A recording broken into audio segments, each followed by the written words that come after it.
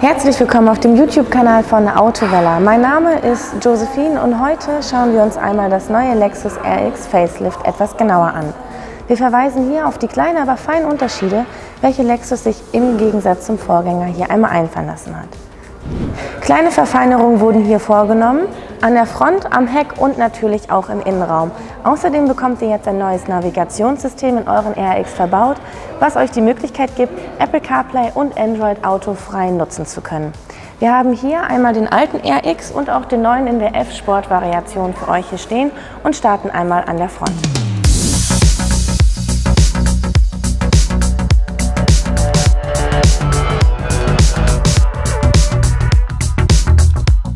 Hier in der Front beim neuen RX wurde der Diablo Kühlergrill deutlich überarbeitet. In der Grundversion Executive und in der Luxury Line, da bekommt der Kühlergrill ein dreidimensionales L-förmiges Muster. In der F-Sport-Version, wie der RX hier heute steht, da bekommt er das wabenfarbige Muster hier im Kühlergrill, welches man schon vom LS kennt. Außerdem sind die Chromleisten hier vorne am Grill einmal in schwarz abgesetzt und auch die Lufteinlässe hier rechts an der Seite bzw. links, die sind auch dunkel abgesetzt und bekommen selbstverständlich das wabenfarbige Muster. Die untere Linie vom Kühlergrill, die wurde hier noch etwas nach oben gedrückt beim Facelift. Dadurch wirkt der Übergang von dem Kühlergrill zu den Nebelscheinwerfern bis hin zum Heck noch harmonischer. Außerdem bekommt der RX dadurch einen breiteren und auch festeren Stand. Wie ihr seht, sind diese Scheinwerfer dreifach LED-Scheinwerfer, was bedeutet, dass jede Einheit einmal ein eigenes Abblend- und auch Fernlicht hat.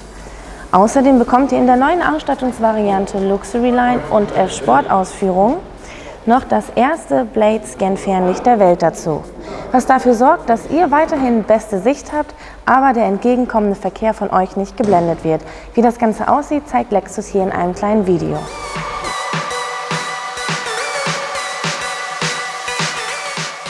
Wenn wir uns jetzt im direkten Vergleich einmal die Front von dem alten RX anschauen, dann wird deutlich, dass die untere Linie vom Kühlergrill hier noch nicht angehoben ist. Dadurch wirkt das Fahrzeug insgesamt etwas schmaler und auch höher. Der Kühlergrill hat auch hier schon das Wabenmuster, allerdings ist die Chromleiste noch nicht in schwarz abgesetzt und auch die Lufteinlässe hier an den Seiten sind vorhanden, aber etwas kleiner. Werfen wir jetzt einen Blick auf die Scheinwerfer, dann sehen wir, dass auch diese sehr dynamisch gehalten sind. Allerdings noch nicht ganz so schmal wie bei dem neuen RX und sie verfügen auch noch nicht über das Blade-Scan-Fernlicht.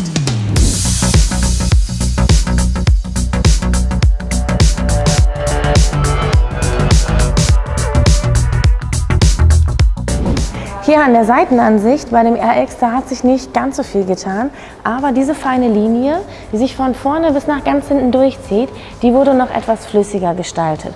So ist der Übergang von den Scheinwerfern über die Radhäuser bis hinten zum Heck noch harmonischer. Auch neue Felgendesigns soll es geben. Für die Grundausstattung neue 18 Zoll Felgen. In der Executive Line gibt es neu designte 20 Zoll Leichtmetallräder und für die Luxury Line, da gibt es eine neu designte 20 Zoll Felge. Das alte Modell ist an der Seitenansicht fast identisch mit dem neuen Modell. Aber zwei Veränderungen wurden doch vorgenommen. Hier zum Beispiel ist bei dem alten Modell der Scheinwerfer nicht ganz so abgeflacht, sondern hat noch eine Kante. Und die Linie, die sich über die Radhäuser bis zum Heck zieht, die ist hier in der Mitte an der Fahrertür auch noch etwas breiter gefächert.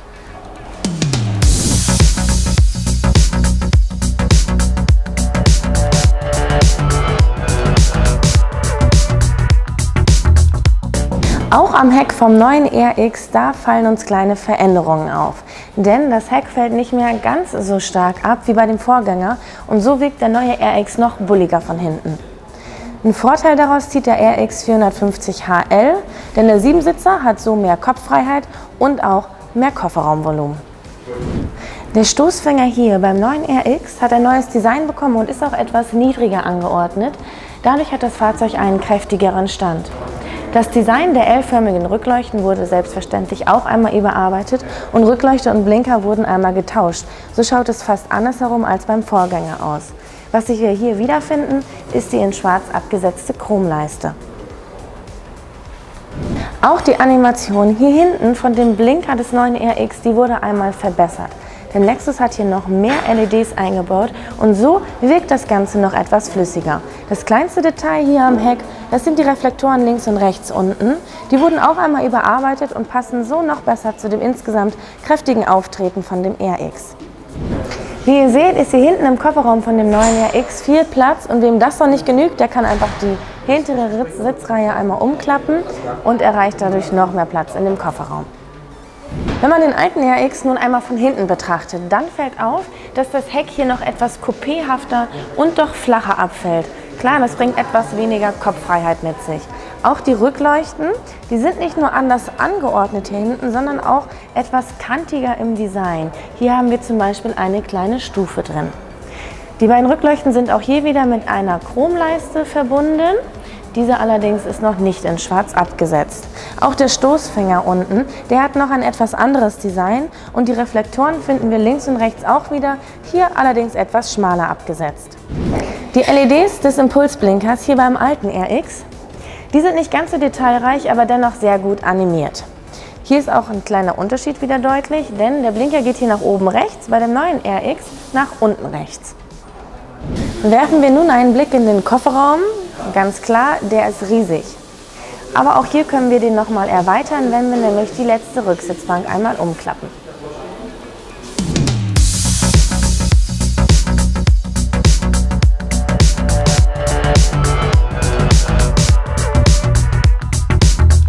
Im Innenraum des neuen RX, da kommt uns einiges bekannt vor, denn das Grundkonzept zum Vorgänger, das ist gleich geblieben. Auch hier wurden wieder nur beste Materialien verwendet, wie man das von Lexus kennt. Beispielsweise gibt es jetzt auch eine neue Dekoroptik, walnussoffenporig. Die Infotainment- bzw. Informationsebene und die Bedienebene, die wurden hier einmal durch eine feine Linie getrennt. Diese Linie mit der grauen abgesetzten Naht zieht sich einmal durch das ganze Armaturenbrett. Diese Linie ist jetzt durch ein cooles Feature gebrochen worden, denn ihr habt jetzt die Möglichkeit, euer Infotainment-Display auch ganz einfach per Touch zu bedienen. So seid ihr nicht mehr auf das neue Touchpad hier unten angewiesen. Beim Vorgängermodell war hier noch ein kleiner Joystick.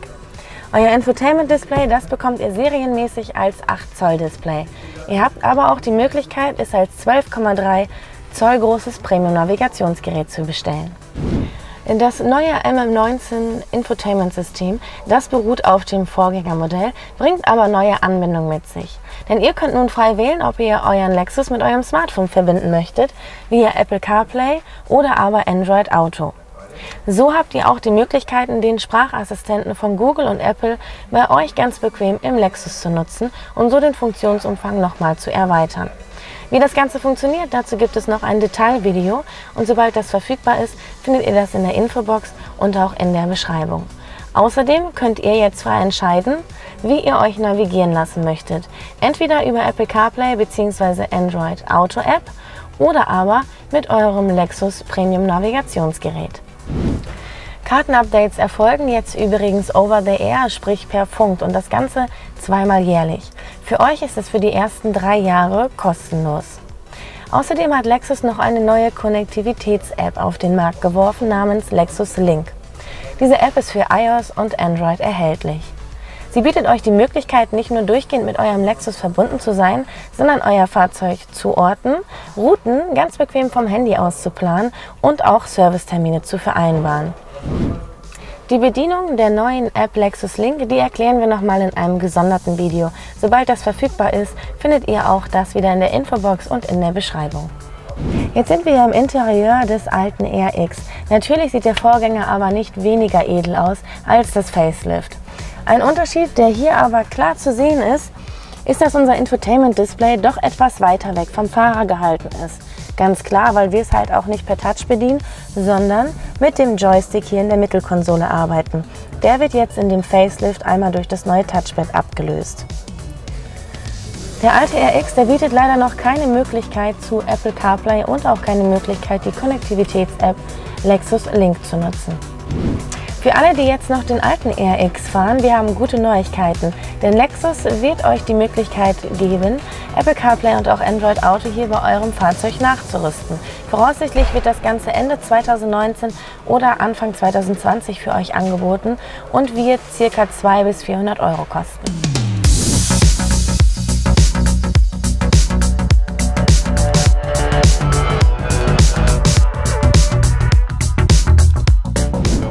Abschließend werfen wir jetzt nochmal einen Blick darauf, was der RX denn unter der Haube hat.